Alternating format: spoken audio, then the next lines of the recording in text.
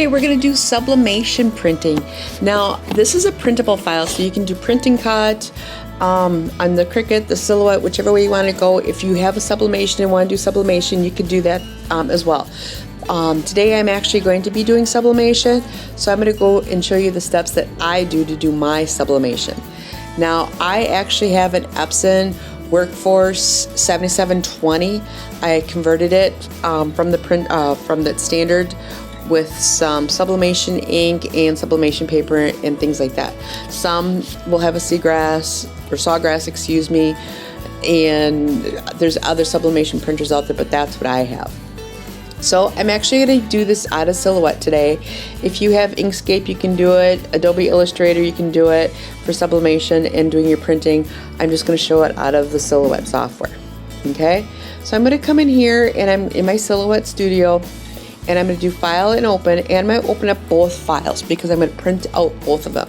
I have my Hip Hop Boy and I have my Hip Hop Girl.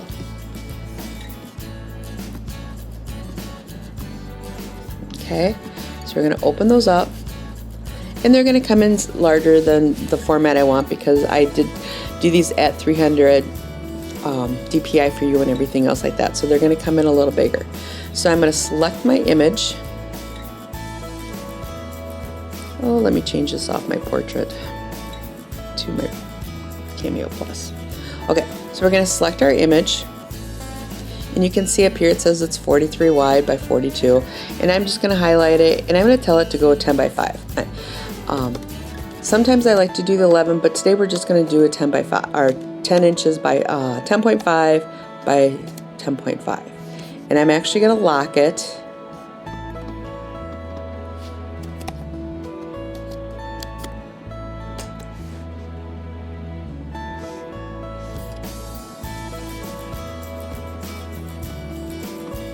There it is down there. Let's go grab it and pull it back on our mat.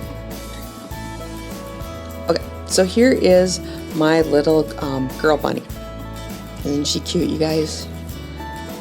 I actually designed them in Procreate this time around, and did all the coloring and things like that, clipping mask through Procreate, and then I exported into out with a PNG file. So then I'm going to come in here and I'm going to go to File and Print. But I need to do my page setup first because I need to set it to the size I want, because of course it's not going to fit an 8.5 by 11. I'm actually on my Mac, so I'm doing it from there. And I'm going to use the tabloid size. Because I'm using the Workforce 7720, it is the wide format, so I could go all the way up to the Super, so I could actually pull both of them on there, or I could do tabloid. So I'm just going to grab the tabloid, set that size, and then we're going to come up here and we're going to do File and Print.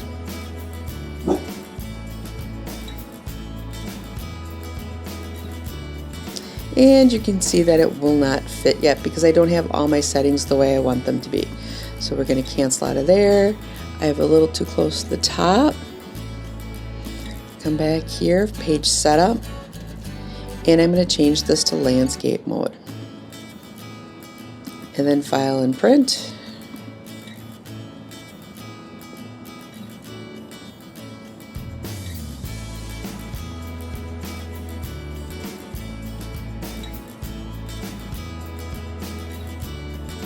And it's still not fitting the way I want it to, so let's go back to the portrait mode.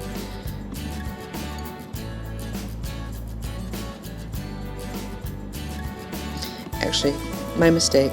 I'm going to grab a hold of this and I'm going to rotate it. So I'm going to take my object and rotate it, and I'm going to rotate it counterclockwise.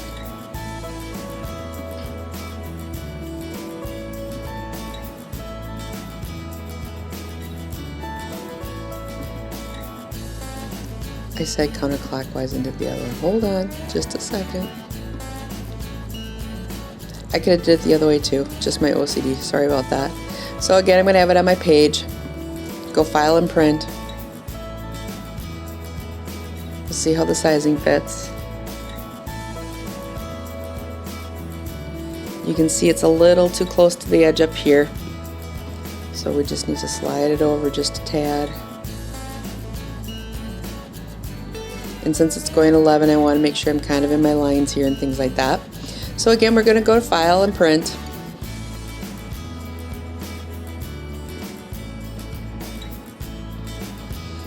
Much better.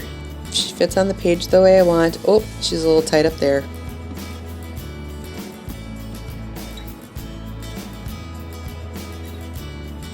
Just bring that down. And we should be good with this one now.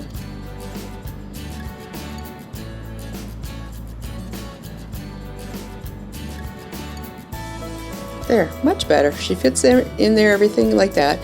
So I'm going to hit print, and it's going to bring up my max settings. Okay, so I'm going to come in here, I'm going to drop down, and I'm going to grab my Workforce 7720, and I'm going to tell it that I'm going to do sublimation 11 by 17. Now I have this set for preset, and so what I'm going to do is I'm actually going to just go through and show you everything that I do for my sublimation settings. So I'm going to come in here and I'm going to go to color matching, and these are things that I learned to do with mine, and this is what I do with my Workforce is I let it do the Epson color controls. Paper handling, there's nothing I need to do there. I don't need anything on the cover, and I'm going to go to the print settings. And now because I'm using the 11 by 17, I'm going to tell it to go to cassette 2.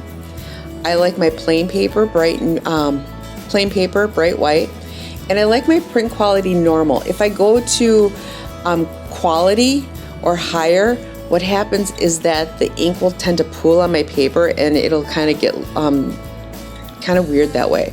So I tend to tell it normal and mirror settings. Okay, so that's something else that I do. And then I will go to color options. Now this is something I learned, and so I want to make sure I show everybody. If you go to color options on the Mac and go to the advanced settings, there is this brightness option, and I have it set to 5, and I actually will reset this. I like it down at 4. There's just 5 seems to be a little bit too much for mine, so I just set it down at 4, and everything else will be the same. Okay. Oh, one thing I forgot to mention, we're on the print settings. Because I did not flip my Hip Hop inside the Silhouette software, I need to make sure that I'm mirroring my image. Okay, so that when I print it, it will come out mirrored. So then I'll hit print, and that will send it to my printer.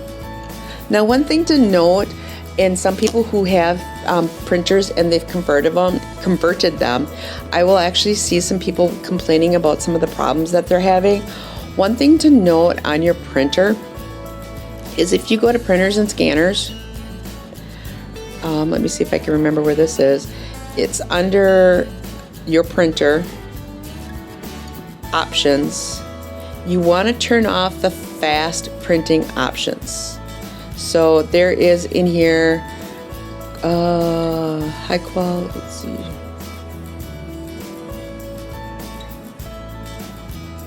High speed printing. This was actually set to on. I turned mine off, and it took away all the little lines that I was getting on my prints. So that is something to check on your printer. So I actually turned that off. Okay, so that sent it to the printer. And now, as long as we're in here, let's go into the boy. And we're going to do the same thing. We're going to highlight our image. You can see we're up here. We're going to hit the lock button. Again, I'm going to make this 10.5.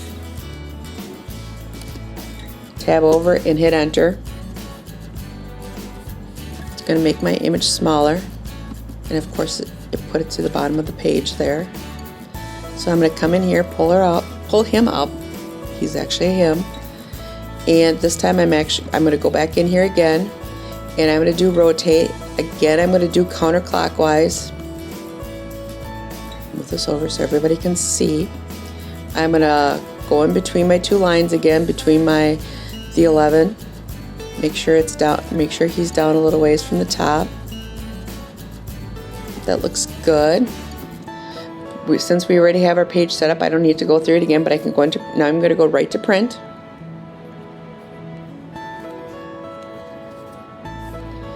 And he's just a little too high over here. I can see that my carrot's cut off, so I'm going to come over.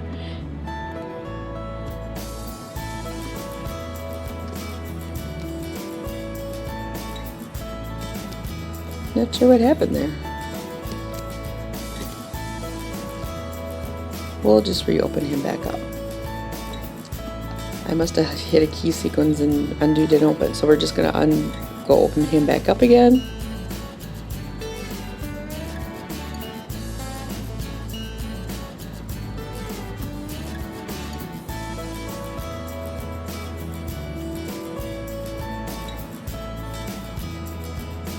Click on the image, hit the lock button, 10.5, tab over, I took it, hit enter. We're going to rotate this to counterclockwise.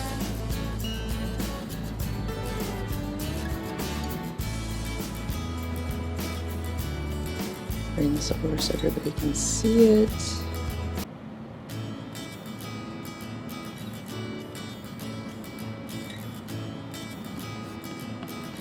File and print.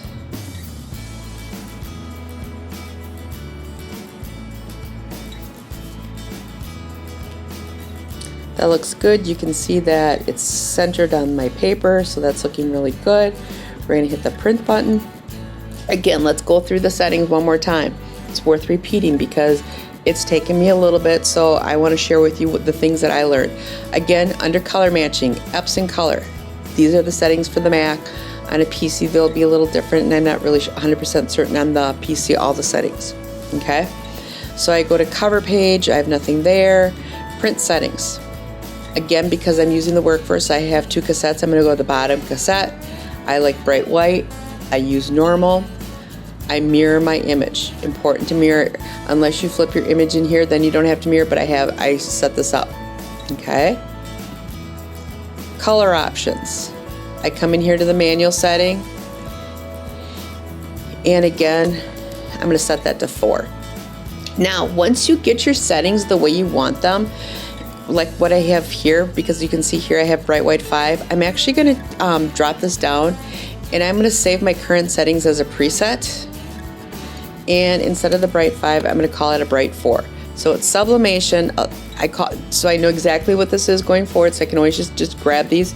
I still check them just because I just want to do. So I call it sublimation 11:17 mirror bright 4 because that's a special setting that I did. And I hit OK. So then I actually have my settings saved and I can hit print. And then this will send it to the printer and I can go and get them off the print. Okay. So we're going to do 2 bleach shirts today. One, I'm going to do the sublimation on the shirt before I go and bleach, and the second one we'll do after it's washed and everything. So I'm just getting everything set. I have my shirt here. I found my center point. I put a piece of parchment paper between the layers because I don't want the ink to transfer to the back of the shirt. I'm then going to take my lint roller and clean everything off. You can see I had a little difficulties with my lint roller. There was a few words there. And once I got this lint roller to work, then I was able to get the lint off and go from there. Now, just a word of advice, sticky really does mean sticky when it comes to that.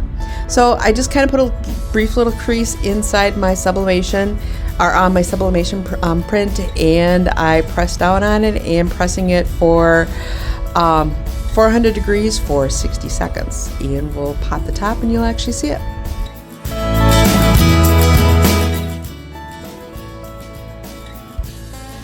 Okay, so now we're going to go into the bleaching phase, and on this shirt I thought it'd be kind of cute to try a spiral bleached effect on the shirt. So I laid the shirt flat and I grabbed it in the middle and I started twisting in a spiral motion to get it as tight as possible. And then I grabbed a rubber band and wrapped it around the shirt. I realized after I started it, I should have had multiple rubber bands because one just was not enough. So I straightened it out again and I re-went through it and redid the spiral effect. Grabbed my rubber band, wrapped it around, and then I took another one to go the other direction. You could have used a few more. It's totally up to you. I also flipped the shirt over to make sure everything was tucked in just the way it was supposed to. And then once that was done, I then got the shirt wet to help with the bleaching effect on this spiral motion. So just take it add a little water to it, and then we're going to go and try the bleaching. And you can see I just was kind of fuddling with it to try and get it as best I could, and then I just squeezed out as much excess water on the shirt as possible. I then took my 2 shirts outside, laid them on my grass, and you can put a cardboard between them. I saw some people who actually use plastic lids, and the reason why I grabbed the plastic lids is I live in Wisconsin. It was a little windy that day, so I used the plastic lids. On the one shirt, I actually ended up going to go get a piece of cardboard to go in between the shirt and the plastic because it was having some issues with the drying time and stuff because of the effects that I did on it. So on the first shirt that we got wet and we did the spiral effect on, I grabbed the bleach bottle and I just sprayed it really well on the top, flipped it over, and did the same thing with the bleach. Now, keep in mind, you can always add more bleach. You cannot take bleach away. So keep that in mind. And then on the second shirt, the purple one, is I actually took Clorox toilet bowl cleaner with the bleach in it, and I just kind of did a funky pattern on it and put it out there in the sun and let it go. And you can see here the effect that I got on the shirt was kind of cool, and I thought that was really, really cool. Now I'm going to open up the other shirt, and I probably could have used a little bit more bleach on it in that spiral effect, but again, it was my first time and it was just kind of a little bit of a learning curve, so I really should have doused it a little bit better with the bleach. But like I said earlier, you can always add more bleach. You cannot take bleach away. It did come out cool and had that cool effect.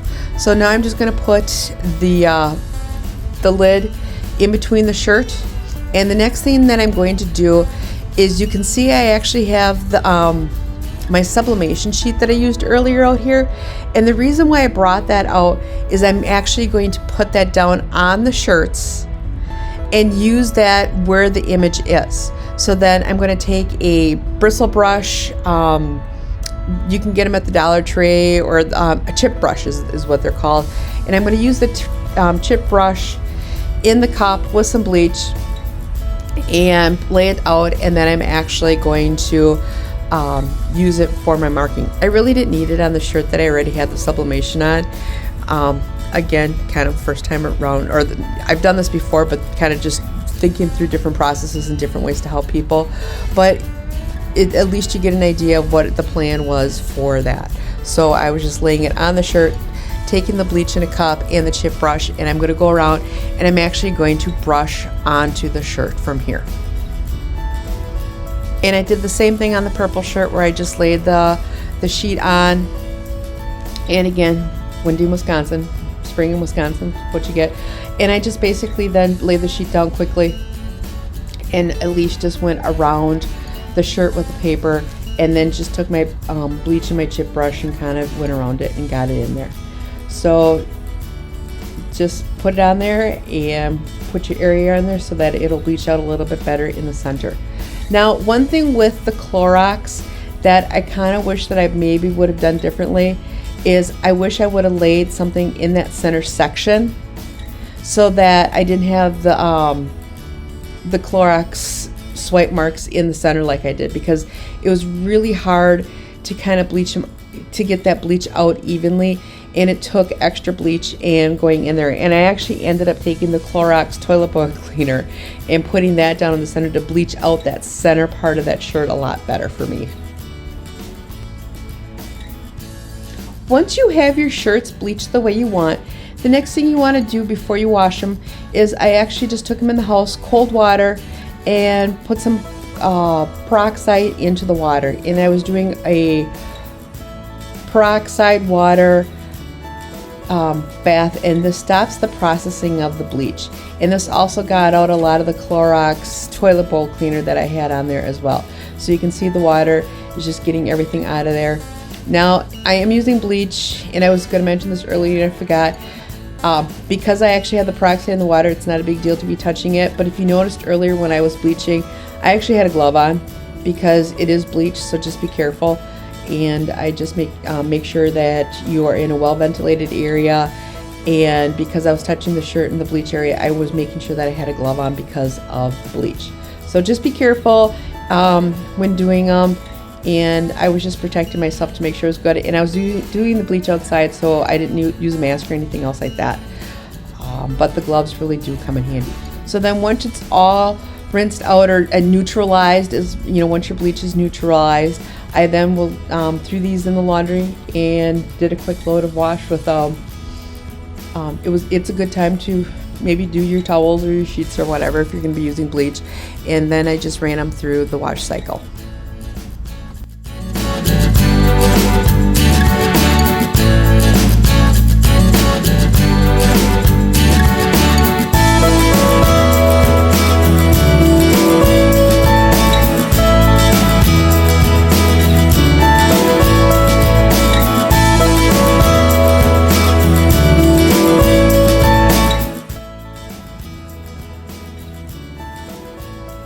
Okay, before we go and do the sublimation, before I show you the sublimation on the other shirt, I want to make sure I'm clear on something and point out with my images.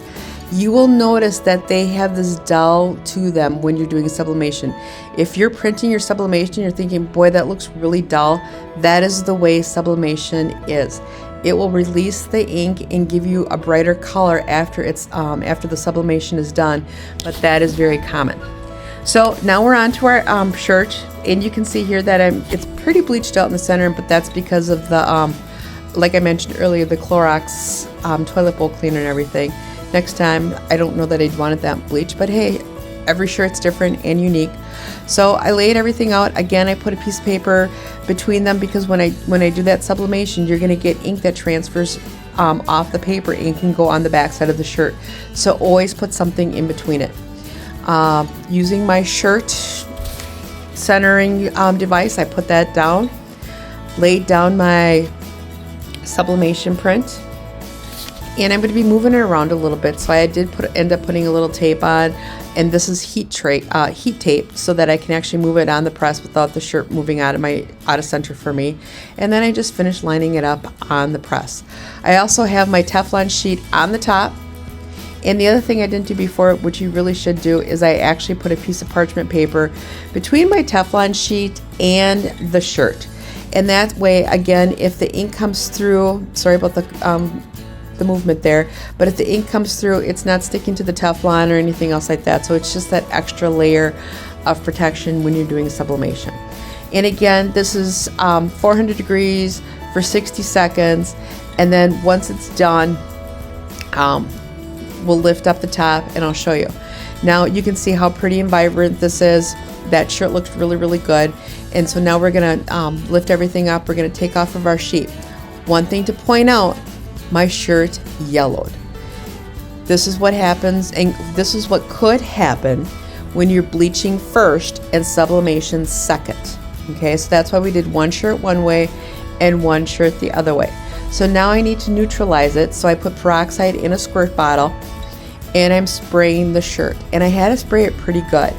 And now I need to actually put heat on it to get those yellow marks out of the shirt. Okay, so once I sprayed it,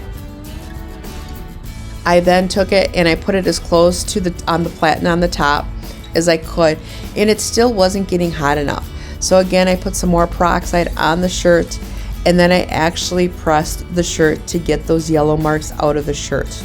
Okay, so this is why I showed you the two different ways of doing it. I showed you the bleach beforehand, and then I showed you the bleach afterhand and things that could happen to you.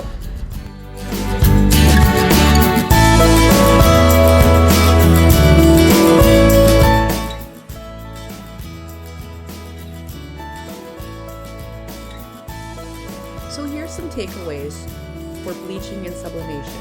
If you have your sublimation print and ready to go, I highly recommend that you do your sublimation print on your shirt prior to bleaching.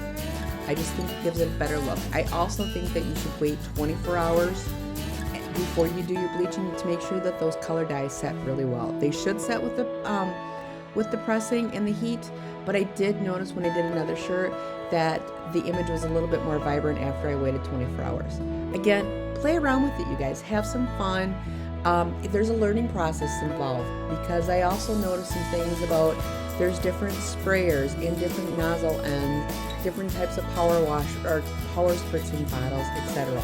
Play around, have fun, sky's the limit. Don't let anything, oh, I can't do this or whatever. Try different things. Have fun, do the sublimation, etc. I also wanted to point out when I did the bleaching first and then did the sublimation after, it did take a little bit to get that yellow out of there. I was able to get it out with the peroxide, but I ended up having to spritz it a couple of times and then put the shirt right up close to that platen so it was drying. So that's why I do recommend, if you have it, do your sublimation ahead of time and save yourself the headache. And again, play around with it. You might be fine when doing it that way. These are some things that I learned and I just wanted to share them with you. I hope